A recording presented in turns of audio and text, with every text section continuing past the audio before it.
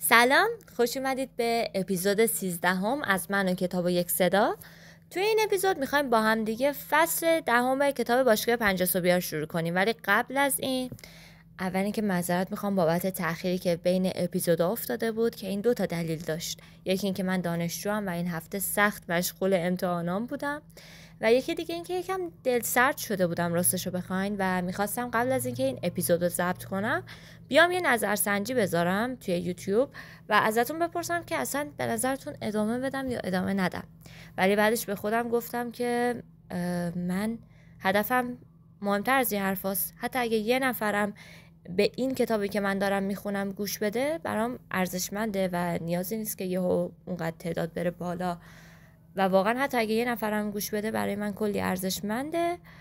واسه همین گفتم که بیام که دوباره شروع کنیم با هم دیگه. از اونجایی که فصل 10 این کتاب فصل بسیار طولانی و مهمیه، فکر میکنم توی 6 اپیزود تمامش کنیم، ولی بازم اگه بتونم توی اپیزودهای کمتری براتون تمامش میکنم. بریم که با هم دیگه شروعش کنیم.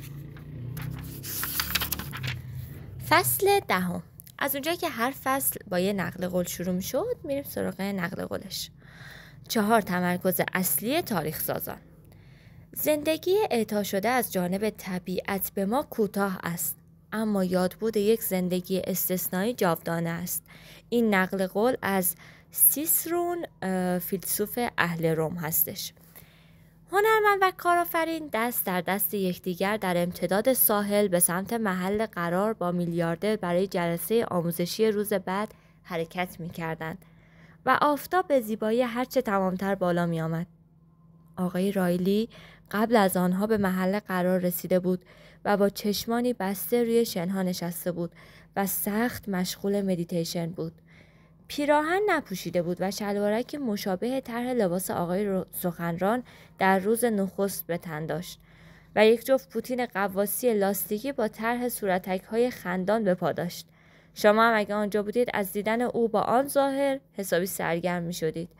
میلیاردر دستش را رو به آسمان به سمت بالا نگه داشت و علامت مخصوص پیروزی را با 2 انگشتش نشان داد و در همان لحظه یکی از دستیارانش با عجله از خانه خارج شد و بدون رد و بدل کردن کلامی از داخل یک کیف بندی مشکی از چرم براق 3 برگ کاغذ به دست غول تجارت داد. استون رایلی به نشان قدردانی کمی خم شد و به هر کدام از شاگردانش یکی از برگه ها را داد. ساعت دقیقاً 5 صبح بود. میلیاردر صدفی از روی ساحل برداشت و آن را داخل آن آب پرتاب کرد. گویی امروز حسابی در فکر بود. نشاط، لطافت و سرزندگی عجیب هر روز در او به چشم نمیخورد. کارآفرین همچنان که با دستبندش بازی میکرد پرسید: شما حالتون خوبه؟ روی دستبند عبارت پیش به سوی کار و تلاش و ترقی، بعد از مرگ کلی وقت برای خوابیدن هست به چشم میخورد. آقای رایلی نوشته روی دستبند را خواند و انگشتش را روی لبش قرار داد و کمی بعد پرسید: بعد از اینکه مردید کی براتون گریه میکنه؟ هنرمند با تعجب فریاد زد: چی؟ میلیاردر با حرکتی شبیه به یک هنرپیشه سوالش را آرام و شمرده مطرح کرد. بعد از مرگتون کسایی که میشناختنتون چی درباره نحوه زندگی کردنتون زمزمه میکنن؟ جوری زندگی میکنید که انگار قراره تا ابد زنده باشید. فکر ضعف و بیماری هیچ وقت به ذهنتون خطور نمیکنه. هیچ اعتنایی به این که چقدر از عمرتون گذشته نمیکنید. جوری زمان رو تلف میکنید که انگار دارید اونو از یک منبع بیپایان وافر تغذیه میکنید و چه بسا روزی به یک نفر یا یک چیز میبخشید آخرین روز عمرتون باشه. هنرمند گفت: اینا عقاید شما بودن؟ واقعا تاثیرگذار بود. میلیاردر که خجالت زده به نظر میرسید گفت: ای کاش مال من بودن، اما نه، اونا متعلق به سنکا، فیلسوف مکتب رواقی هستن. من اینها رو از یکی از رسالتش به اسم در باب کوتاهی عمر یاد گرفتم. کارآفرین که حالا کمی ناراحت به نظر میرسید پرسید: میتونم بپرسم دقیقاً چرا تو همچین صبح زیبایی درباره مرگ صحبت میکنیم؟ میلیاردر با لحنی مهربان اما جدی گفت: چون بیشتر ما زندگان آرزو داریم زمان بیشتری برای زندگی داشته باشیم و در عین حال زمانی رو که در اختیار داریم به بتالت میگذرونیم. فکر کردن به مرگ مسائل واقعا مهم رو پیش چشممون میاره. اینجوری دیگه اجازه نمیدید گیج کننده های دیجیتال، سرگرمی های سایبری و دردسرهای آنلاین ساعتهای برگشت ناپذیر محبتی به نام عمر رو از شما بدزدن. میدونید شما هیچ وقت نمیتونید روزهای رفته رو برگردونید. دیروز بعد از جلسه‌ای که توی شهر داشتم دوباره کتاب در جستجوی روشنایی رو خوندم. داستان زندگی مدیر قدرتمند یوجین اوکلی که دکترش بعد از اینکه متوجه شد 3 تومور مغزی داره بهش گفت چند ماه بیشتر زنده نیست. هنرمند به آرامی پرسید و اون بعدش چیکار کرد؟ میلیاردر ادامه داد روزهای آخرش رو با همون تعهدی که به انضباط داشت و تمام زندگی کاریش رو بر اساس اون گذرانده بود سر و سامون داد. اوکلی سعی کرد کنسرت هایی که از دست داده بود، بیرون رفتن های خانوادگی که همیشه رد کرده بود، دوستی هایی که فراموش کرده بود رو جبران کنه. توی یک بخش از کتابش اشاره میکنه که چطور از دوستی خواسته بود تا با هم قدمی توی طبیعت بزنن و این قرارها گاهی نه تنها آخرین باری بود که میتونستیم با خیال راحت با هم قدم بزنیم، بلکه اولین بار هم بود. واکنش کارآفرین که با حالتی عصبی با دستبندش بازی میکرد جمله چه غم انگیز بود. خطوط نگرانی 2 مرتبه با شکوه هرچه تمامتر روی پیشانیش ظاهر شدند. میلیاردر ادامه داد دیشب هم فیلم لباس قواسی و پروانه رو تماشا کردم که یکی از فیلم‌های مورد علاقمه. اونم داستان واقعی زندگی مردیه که رو قله‌های موفقیت زندگی میکرد. ویراستار مجله فرانسوی ال. ژان دومینگ بوبی به هر چیزی که از زندگی میخواست رسیده بود که سکته مرگباری باعث شد تمام عضلات بدنش به جز پلک چپش قدرت حرکتشون را از دست بدن. به این وضعیت سندروم قفل شدگی میگن. ذهنش هنوز فوق‌العاده عالی کار میکرد اما بدنش انگار توی لباس قواسی حبس شده بود، کاملا فلج. هنرمند انگار که انعکاس صدای دوست همراهش باشد گفت چه غم انگیز. آقای رایلی ادامه داد حالا اینو گوش کنید. کاردرمانگرش یک روش ارتباطی به اسم الفبای صامت یادش داد. اینجوری میتونست حروف یک کلمه رو با پلک زدن بیان کنه. اینطوری که با کمک اطرافیانش تونست کتابی درباره تجربیاتش و معنی واقعی زندگی بنویسه. برای کامل کردن کتاب مجبور شد 200,000 بار پلک بزنه. کارآفرین به آهستگی گفت حس می‌کنم چیزی وجود نداره که بخوام به خاطرش غر بزنم. میلیاردر صحبت‌هایش را ادامه داد. اون مرد مدت کوتاهی بعد از انتشار کتابش از دنیا رفت. اما نکته‌ای که دوست داشتم با تعریف کردن این داستان بهش برسم اینه که زندگی خیلی خیلی شکننده است. آدم‌ها ممکنه یک روز از خواب بیدار بشن، دوش بگیرن، لباس بپوشن، برای صبحانه کورنفلکس بخورن و بعد توی یک تصادف تو مسیر کارشون کشته بشن. زندگی دیگه. و به خاطر همین توصیه من به شما 2 آدم خاص اینه که برای شکوفا کردن نبوغ ذاتیتون هر کاری از دستتون برمیاد انجام بدید. اونجوری زندگی کنید که به نظرتون درسته و به معجزه‌های کوچکی که زندگی هر روز بهتون هدیه میده توجه کنید. هنرمند با بیقراری با موی بافته و کلاه شاپوی حصیریش که برای آن جلسه آموزشی انتخاب شده بود کلنجار رفت و گفت متوجهم. کارآفرین با لحن غمناکی گفت منم همینطور. هنرمند گفت از هر ساندویچی که میخوری نهایت لذت رو ببر. آقای رایلی در پاسخ گفت بینش هوشمندانه‌ای بود. هنرمند خجالت زده گفت این جمله از خودم نبود. اینها رو ترانه‌سرای معروف وارن زیون گفته اون این جملات رو بعد از اینکه متوجه شد که بیماری لاعلاجی داره گفته. آقای رایلی گفت برای هر لحظه از زندگیتون شکرگزار باشید. پای رویاهاتون که وسط اومد از هیچ چیز نترسید. دیگه وقتتون رو برای چیزهای مبتذل و بیارزش هدر ندید. اولویت رو بازیابی خلاقیت، آتش و پتانسیل خفته درونتون قرار بدید. این کار واقعا مهمه. فکر میکنین چرا افلاطون ما رو به خودشناسی تشویق کرده؟ اون به خوبی متوجه شده بوده که ما توانایی‌های بسیاری درونمون داریم که باید بهشون دست پیدا کنیم. و اونها رو به کار بگیریم تا بتونیم زندگی پر انرژی، لذت بخش، پر آرامش و معناداری داشته باشیم.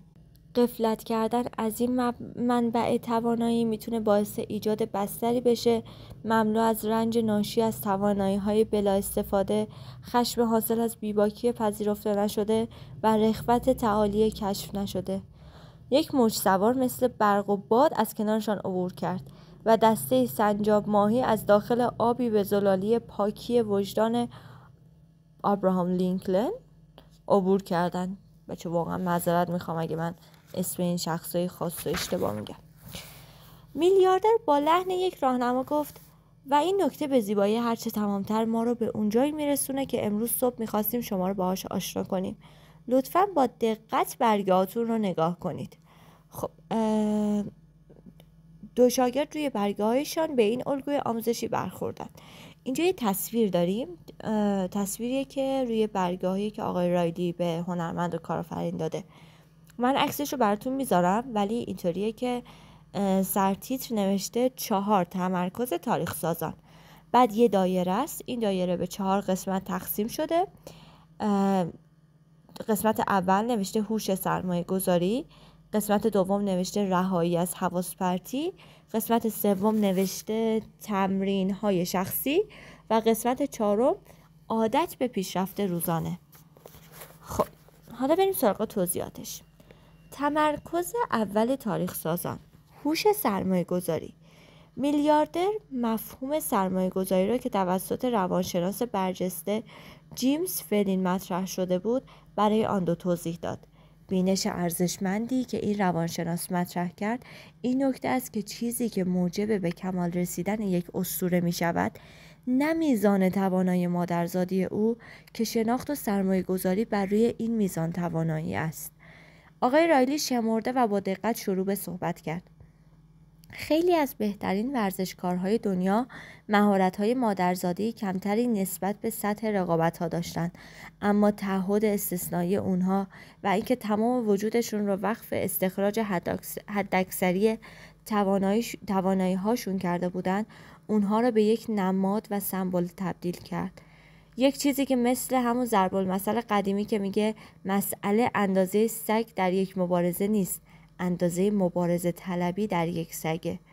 سرمایه‌دار با حواس پرتی دستی به عضلات خوشتراشش کشید و در حالی که عینک دودی جدیدی شبیه به عینک موج‌سواران جنوب کالیفرنیا به چشم می‌زد گفت: استاد سخنران خیلی زود بهم یاد داد که با پیوستن به کلوپ 5 صبحی‌ها هر روز پنجره بسیار زیبایی از فرصت‌ها پیش روم باز میشه تا بتونم تمام سرمایه هام رو پرورش بدم. زمان خاصی رو به خودم اختصاص بدم و خودم رو آماده کنم تا بتونم هر روزم رو به یک جواهر کوچولو تبدیل کنم. اون بهم کمک کرد که بفهمم آدم‌های موفق بهترین استفاده رو از صبح‌ها میبرن و این که با بیدار شدن قبل از طلوع خورشید به یک پیروزی اولیه میرسم که من رو به سمت یک روز پر از پیروزی هدایت میکنه. کارآفرین به میان حرف مرد پرید و گفت: تو زندگی من هیچ زمانی برای خودم وجود نداره. برنامه‌ام همیشه پره. دلم میخواد صبحها منبعی داشته باشم که بتونم باتریم رو شارژ کنم و بتونم مشغول کاری بشم که من رو به آدم شادتر و بهتری تبدیل میکنه. میلیاردر موافقت هرچه تمامتر خود را اعلام کرد. دقیقاً تو زندگی خیلی از ماها قحطی وقت بیداد میکنه. کاملا مشخصه که ما هر صبح و قبل از هر کاری حداقل به 1 ساعت زمان احتیاج داریم تا بتونیم انرژی بگیریم، رشد کنیم و سلامت و آرامش بیشتری داشته باشیم. بیدار شدن رأس ساعت 5 صبح و پیاده کردن فرمول 20-20-20 که به زودی یادش میگیرید هر روز یک شروع فوق‌العاده براتون رقم میزنه. میتونید به جای اینکه بگذارید روز پیش رو شما رو کنترل کنه، روی فعالیت‌های مهم و ارزشمند تمرکز کنید. انرژی تو خودتون احساس میکنید که تا قبل از اون اصلا از وجودش خبر نداشتید. وجودتون چنان غرق شادی میشه که باورتون نمیشه و حس آزادی شخصی تو وجودتون سر به فلک میکشه. آقای رایلی بعد از گفتن این جملات چرخید و خالکوبی موقتی روی کمر عضلانی‌اش را به نمایش گذاشت. نقل قولی از فیلسوف فرانسوی آلبر کامو خودنمایی میکرد. تنها راه روبرو شدن با جهانی که آزاد نیست این است که چنان رها زندگی کنی که صرفاً حضورت در دنیا یک انقلاب به حساب بیاید. زیر این جملات روی کمر مرد تصویر ققنوسی برخواسته از شعله‌ها به چشم می‌خورد. دقیقاً به این صورت. عکس ققنوس رو گذاشته، اگه بتونم عکسشو براتون توی ویدیو قرار میدم. کارآفرین گفت من دقیقاً همینو لازم دارم. میدونم که اگر هر روز صبح قبل از شروع مشغله هام مقداری برای خودم وقت بگذارم، حس آرامش، سپاسگزاری و بهره‌وری درونم خیلی بهتر میشه. و هنرمند گفت منم همینطور. هر روز صبح 1 ساعت برای فکر کردن و آماده شدن برای اون روز میتونه قاعده بازی رو تو زندگی شخصی و هنریم از این رو به اون رو کنه. آقای رایلی گفت همون اوایل آقای سخنران یادم داد که اختصاص دادن 60 دقیقه در روز به پرورش بهترین نسخه من و توانایی‌های والام در طول اون زمانی که خودش بهش ساعت پیروزی میگه میتونه زندگی من رو از لحاظ فکری، احساسی، جسمی و روحی متحول کنه. اون بهم قول داد که این کار توانایی پیشرو بودن رو به زندگیم هدیه میده. همونی که دیروز درباره‌اش صحبت کردیم. و این منو یک قدم به امپراتوری خلاقیت، ثروت، شادی و مفید بودن برای بشریت نزدیک میکنه. و باید بهتون بگم که کاملا درست میگفت. بگذاریم. برگردیم به مفهوم سرمایه گذاری و اهمیت استفاده هوشمندانه از تمام موهبت هایی که از اول به شما اعطا شده. خیلی ها بین ما هستن که انگار همگی هیپنوتیزم شدن. اون هم با این باور که اونهایی که مهارت‌های فوق‌العاده‌ای دارن تافته جدا بافته هستن و مورد لطف و عنایت خدایان محبت‌های استثنایی قرار گرفتن. که خب اصلا اینطوری نیست. میلیاردر که رگه‌هایی از روحیه روستایی‌اش را رو می‌کرد بعد از مکث کوتاهی ادامه داد: نظم و تعهد همیشه و هر لحظه بر استعداد و محبت‌های ذاتی غلبه می‌کنند. بهترین بازیکن‌ها به خاطر خوششانسی نیست که به موفقیت رسیدن. اونها شانس رو به وجود میارند. هر بار که در مقابل یک وسوسه میایستید و به جاش دنبال بهتر کردن خودتون میرید، در واقع دارید روحیه قهرمانی رو تو خودتون تقویت میکنید. هر بار که به جای کار آسان‌تر کار درست رو انتخاب میکنید، در اصل دارید مسیر ورودتون به تالار افتخارات تاریخ سازان رو هموار میکنید. میلیاردر به مرغ دریایی غول‌پیکری که به صبحانه لاغرش چنگ زده بود خیره شد و آروغ بلندی زد و بعد با لحنی پوزش طلبانه گفت واقعا معذرت میخوام. همونطور که قبلا هم گفتم، تحقیقات زیادی که اخیراً روی آدم‌های موفق انجام شده تایید میکنم که داستان شخصی هر کدوم از ما درباره توانایی هامون در اصل نشون دهنده تلاشمون برای به کار گرفتن اون توانایی هاست. کارآفرین دست از یادداشت برداری در تلفنش برداشت، به چشمان میلیاردر خیره شد و گفت منظورتون چیه؟ او حالا تیشرت تنگی به تن داشت که روی آن عبارت قربانی ها تلویزیون های بزرگی دارند و رهبران کتابخانه های بزرگ به چشم میخورد. میلیاردر کمی بعد پاسخ داد: ببینید، اگه این صدا مدام تو سرتون میپیچه که شما خمیر مایه لازم برای پیشرو شدن توی کسب کارتون رو ندارید یا نمیتونید تو حرفتون یک متخصص کاربلد و تحسین شده باشید، خب اینجوری هیچ وقت تو این مسیر قدم نمیگذارید و حتی این راه رو شروع نمیکنید، مگه نه؟ و رسیدن به استانداردهای جهانی یک رونده، نه یک اتفاق. تکرار این روند روانشناختی محدود کننده که میگه آدمهای معمولی نمیتونن به بزرگی برسن یا اینکه نبوغ ذاتی است نه اکتسابی، باعث میشه فکر کنید مطالعه، تمرین بیوقفه و اولویت دادن به آرزوهای قلبیتون صرفاً هدر دادن وقته. اگه تو سیستم اعتقادیتون رسیدن به بهترین نتایج برای اگه تو سیستم اعتقادیتون رسیدن به بهترین نتایج برای کسی مثل شما غیر ممکن باشه، پس فایده اون همه زحمت، پشت کار، زمان و فداکاری چیه؟ و خب از اونجایی که رفتار روزانه شما انعکاس افکارتونه، توقعتون برای ناتوانی در رسیدن به پیروزی واقعی میشه. در اصل سیستم عملکرد انسان همیشه بر اساس شناختیه که از هویت خودش به دست آورده. شما هیچ وقت نمیتونید از تصویری که تو ذهنتون از خودتون ساختید جلو بزنید و خب این یک بینش مهمه. و بعد به قایق ماهیگیری کوچکی که تورش را به داخل اقیانوس انداخته بود خیره شد. ماهیگیر با تیشرت قرمز همچنان که قایق را از صخره‌های مرجانی خطرناک دور می‌کرد، سیگاری دود می‌کرد. میلیاردر عبارت تأکیدی دیگری با خودش زمزمه کرد: من سپاسگزار هستم و بخشنده و دستی دهنده دارم.